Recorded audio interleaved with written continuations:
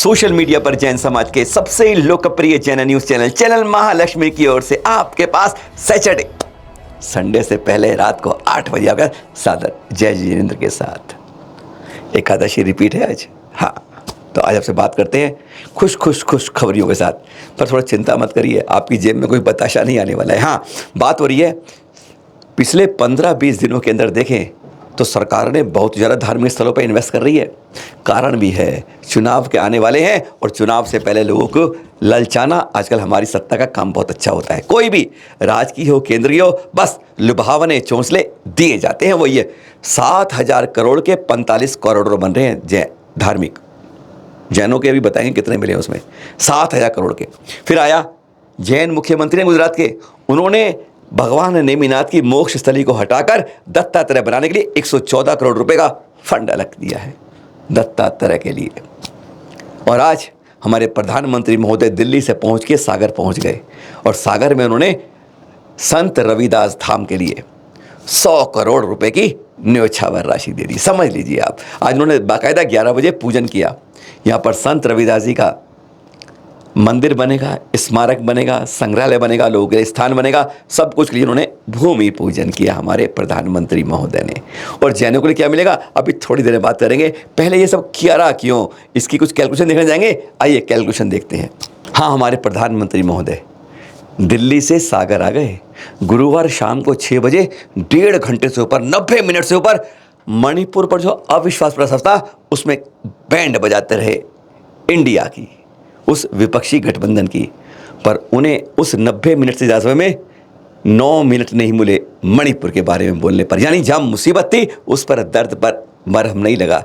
मात्र 2-3 मिनट के अंदर सब कुछ बराबर कर दिया। और वही बात है, अब चुनाव आ रहे हैं इसलिए सागर आए। और सागर में क्या है, यहाँ पर बताया गया कि अनुसूचित जाति के 1.13 करोड़ लोग रहते हैं और यहाँ की 35 सीटों पर उनका वर्चस्व है। यानी 35 सीटें अनुसूचित जाति की हैं, जिसमें पिछली बार 17 मिली थी, बीजेपी को 18। तो राजनीति इसलिए बता रहे हैं क्योंकि इससे जुड़ाव है, क्योंकि 100 करोड़ रुपये रविदास संत जी के धाम पर क्यों दिए गए हैं। अब उनके कारण था, अब उनके कारण इसलिए यहाँ पर 100 करोड़ का एक पैकेज उनके नाम पर बना दिया गया। उम्मीद है सीटें इधर आएंगी। अब जैनों की बात कर लें, जैनों की खोपड़ियाँ कितनी हैं, पर एक दिन जरूर आएगा जिस दिन हमारे प्रधानमंत्री महोदय को कहना पड़ेगा सेव जैनिज्म। अरे जैनों को बचाओ, सोने का अंडा मुर्गा दे दियो, सोने का अंडा जो देती है ऐसी मुर्गी को हलाल हो रही है, खत्म हो रही है वचन हमारे साथ, इसको बचाना पड़ेगा। हमारी बात पर विश्वास मत करिए, आचार्य श्री सुनील सागर जी के मुख से ही जरा सुन लीजिए। वो समय आएगा कि प्रधानमंत्री को कहना पड़ेगा सेव जैन, सेव जैनिज्म। किसी और को कहना पड़ेगा। जब इतनी सी संख्या बचेगी और इसकी कीमत मालूम पड़ेगी कि वो कितना नुकसान हो गया, कितना संस्कृति का कुठाराघात हो गया, अपने अहंकार और वोट बैंक के चक्कर में हमने कितनी सारी पुरानी चीजों को ध्वस्त कर दी। पिछले 15 दिनों से लगातार बार हम गिरनार जी पर आपको जगाते आ रहे हैं, क्योंकि इसी तरीके से शिखर जी पर जगाने पर ही आंदोलन की शुरुआत हुई थी कि वहां पर मांस बनता है, दिखाई वीडियो, चप्पल जूते टोंक पे जा रहे हैं, दिखाई वीडियो, और बहुत कुछ दिखाया। तब जाके आप लोगों की नींद खुली थी।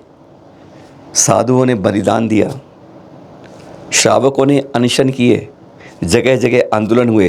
अब गिरनार के लिए इसीलिए बार आपको जगा रहे हैं। अरे जाग जाओ जैनियों, जाग जाओ, जाग जाओ। तीरथ खिसक रहा है अपने हाथों से तोहफे में जैसे दिया जा रहा है। हाँ, गिरनार में केवल 5वीं टोक ही नहीं है या नीचे जैन मंदिर ही नहीं है, उसके अलावा दूसरी, तीसरी, चौथी टोक के भी बहुत कुछ है।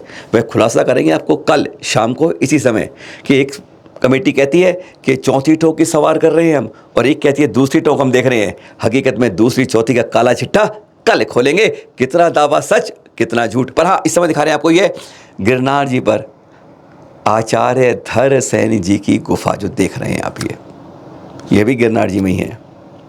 यहीं पर कहते हैं उन्होंने तप किया और यहीं पर षटखंडम की वासना की उन आचार्य पुष्पदन जी और आचार्य भूतबली जिन्होंने आगे जाकर उसकी रचना की थी और जिसके लिए शुद्ध पंचमी का पर्व शुरू हुआ था।